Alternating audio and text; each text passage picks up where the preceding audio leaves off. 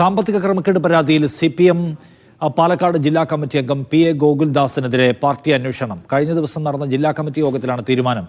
വിവരങ്ങളുമായി സാജിദ് തുടരുന്നു. സാജിദ്, എന്താണ് വിശദാംശം?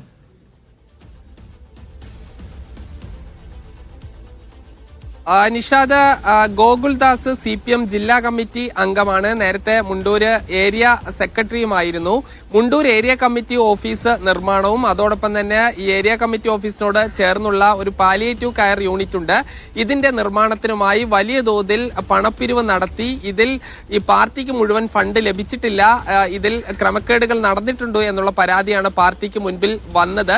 ഇത് സംബന്ധിച്ച് അന്വേഷണം നടത്താനാണ് ഇപ്പോൾ രണ്ടുപേരെ ചുമതലപ്പെടുത്തിയിരിക്കുന്നത്. സെക്രട്ടേറിയറ്റ് അംഗങ്ങളായ TM Sasi, advocate K Premkumar എന്നിവരോട് അന്വേഷണം നടത്തി റിപ്പോർട്ട് സമർപ്പിക്കാൻ നിർദ്ദേശം നൽകിയിട്ടുണ്ട്.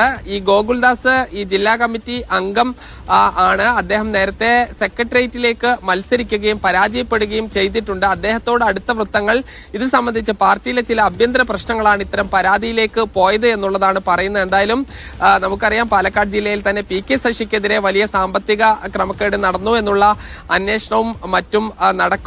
അതൊരു ഭാഗത്ത് നടക്കുന്നതിനിടയിലാണ് മറ്റൊരു പ്രധാനപ്പെട്ട നേതാവിനെതിരെ കൂടി സാമ്പത്തിക ആരോപണം എന്നുള്ള ഒരു പരാതി വരികയും ഇതിൽ പാർട്ടി തന്നെ അന്വേഷണം നടത്തുകയും ചെയ്യുന്നത്.